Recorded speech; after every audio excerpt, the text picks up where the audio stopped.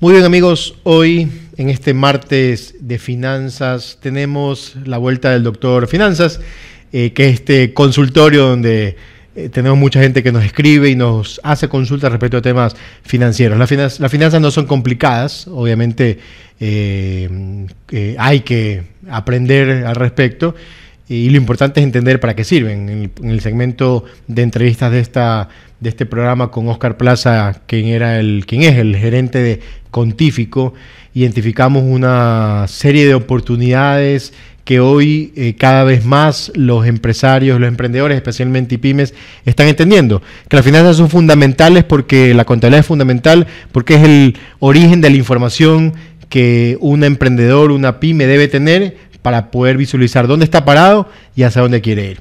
Y hoy tenemos 4 preguntas, ojalá que podamos responderlas todas en este segmento. Y vamos de una, ¿no? Vamos a verlas. Ray Merchant me dice, doctor Finanzas, ¿cómo se puede calcular la capacidad máxima de endeudamiento para no correr riesgo con mi negocio?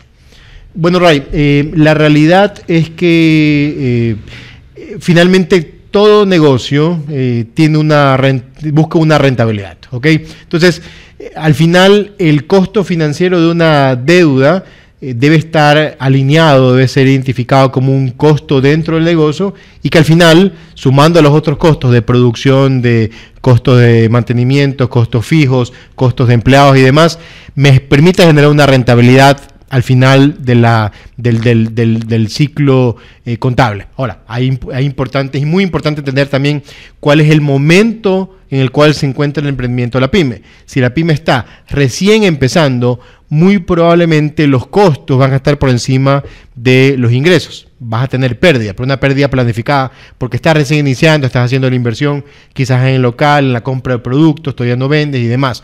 Entonces, en ese momento, si haces una inversión, si haces una colocación de crédito, tomas un crédito para financiar tu negocio, probablemente el costo o el pago mensual va a ser muy superior a los ingresos. Así que ahí probablemente está justificado que el costo del pago sea por encima de los ingresos, pero con una planificación de que vas a crecer en esos ingresos para en un momento determinado el costo de financiamiento esté por debajo, esté dentro de los ingresos y al final haya un margen. Ahora, por otro lado, si eres una persona que recibes ingreso mensual, es decir, estás empleado y quieres montar un emprendimiento, lo que normalmente se estila es que tu costo o tu gasto por deuda sea no más del 30% de tus ingresos.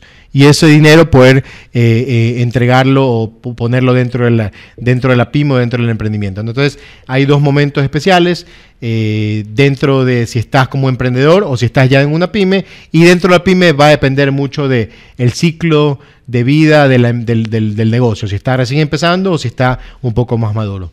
Así que es bastante relativo, Raymond. Vale Paz nos dice, doctor, ¿qué indicadores económicos debo tener en cuenta para lanzar mi emprendimiento? Es año de elecciones y se escucha hablar de riesgo país. Bueno, te digo la verdad, Vale, lo más importante aquí es ver qué indicadores económicos te van a afectar directamente a ti. No te digo que el riesgo país no te vaya a afectar, porque finalmente el riesgo país es un indicador del país como tal, obviamente, y que es el punto de referencia que tiene el mundo o que tiene la gente que está visualizando cómo Ecuador está con disponibilidad de pago, especialmente de su deuda, para el país. Y que el riesgo país se incremente, finalmente es un punto en partida negativo para que el financiamiento hacia Ecuador también se incremente. Si el financiamiento hacia Ecuador se incrementa en su tasa o en su castigo, al final eso va a repercutir también en el préstamo que a mí me van a entregar como emprendedor, ¿no? Entonces, está bien conocer el tema del riesgo país, pero hay que ver otros indicadores que definitivamente van a incidir directamente en tu emprendimiento. Indicadores como el tema de la inflación, si está o no controlada. Recordamos hace más de 20 años cuando no había dolarización, la tasa de inflación estamos hablando de doble dígito, 10, 20, 60%. Hoy está mucho más controlada, está en el orden del 1, 2%, de tal manera que hay mucho más estabilidad y te permite poder tener una visibilidad mucho más grande en el futuro, ¿no? Por otro lado, el indicador ya puntual de las tasas de activas en el mercado, es decir, la tasa que cobran los bancos, es importante verlas.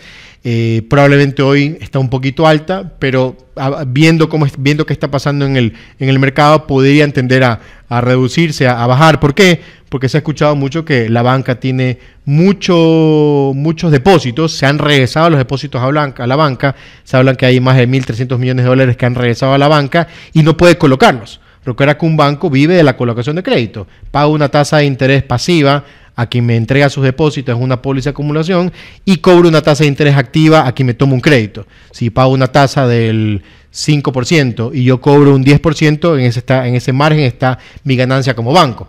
Pero si no logro colocar los créditos, no gano plata como banco, así que yo tengo que hacer cosas para colocar más crédito y por lo tanto una de las cosas que puede suceder es que las tasas se empiecen a reducir. Y es sencillísimo, ¿no? La colocación de crédito no tiene otra cosa que oferta y demanda. La oferta de crédito es alta, los bancos están ofreciendo, pero muy poca gente lo está demandando. Por lo tanto, eso, al haber abundancia de dinero, puede ser que el precio de esa transacción empiece a bajar. ¿Y cuál es el precio del crédito? Es la tasa de interés. Así que ese es otro indicador que puedes ver, ¿no? Y así, múltiples indicadores que pueden estar muy alineados a tu emprendimiento. Riesgo País es uno de ellos, pero hay otros mucho más cercanos que debes conocerlos, validarlos y entenderlos, ¿no? Por ejemplo, otro indicador es el tema del desempleo. Se habla que el desempleo está creciendo. Eso es un mal indicador porque al haber desempleo hay menos gente consumiendo y pagando por productos y es parte un poco de la crisis que estamos hoy en el mundo emprendedor, sin oportunidad de seguir creciendo en ventas. ¿Okay? Así que espero haber absuelto tu pregunta.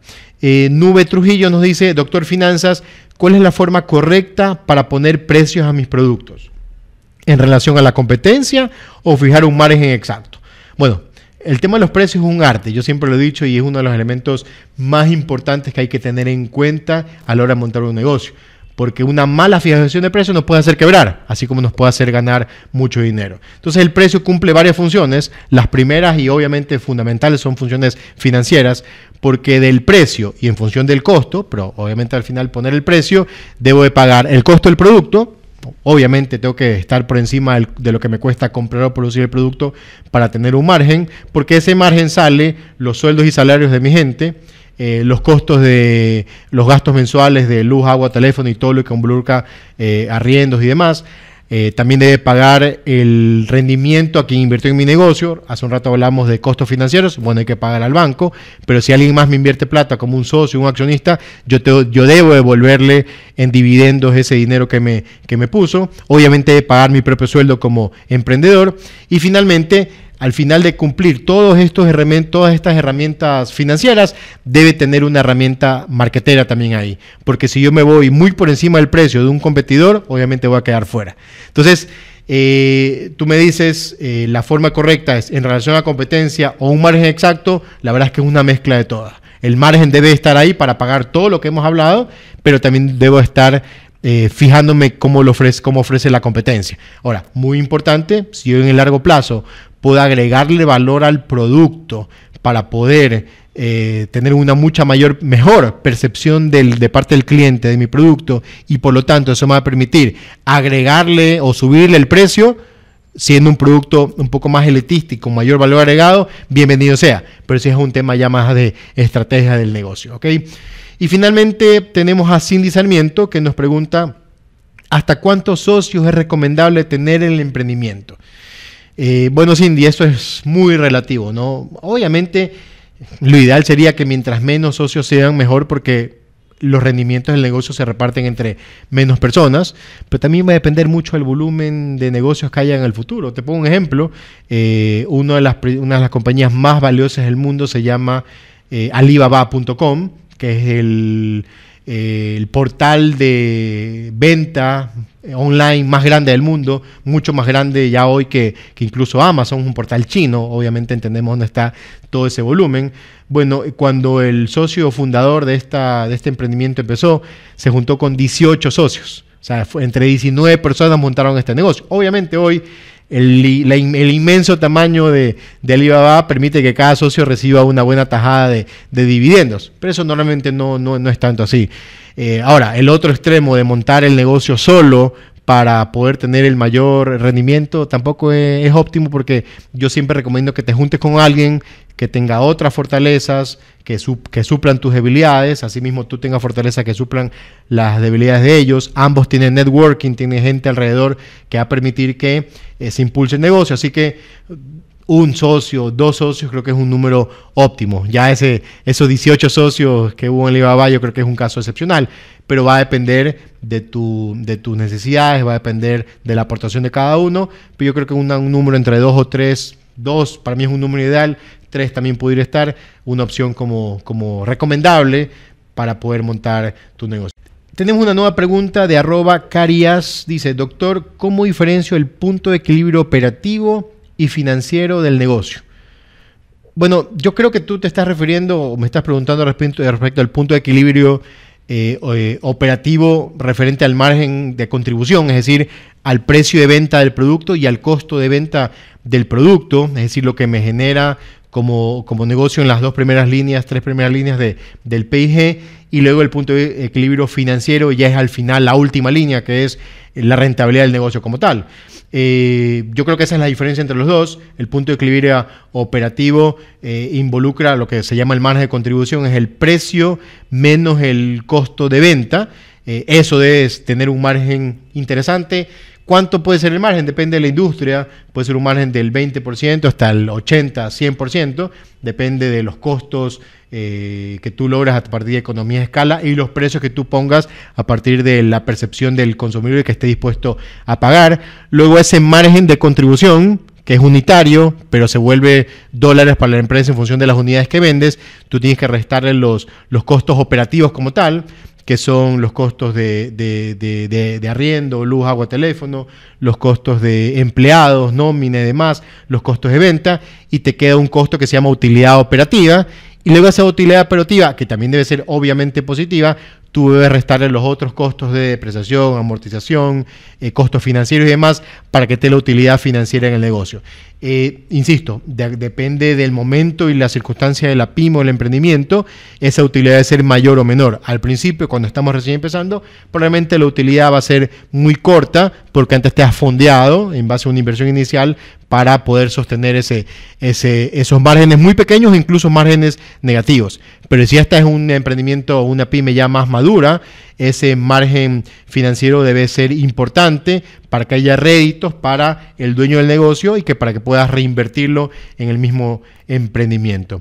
Yo creo que hemos logrado responder 5 preguntas, yo creo que es un récord, antes llegamos hasta 2 nomás, así que esperamos haber absuelto las dudas que tenían. Les insisto y les recuerdo que sigan escribiéndonos a @clubemprendesc, tanto en Twitter, Facebook e Instagram, con todas sus preguntas, y pónganle el hashtag numeral Doctor Finanzas para poder leerlas, escucharlas e intentar responderlas. Las finanzas no son complicadas. Si didácticamente lo podemos explicar aquí, bienvenido sea.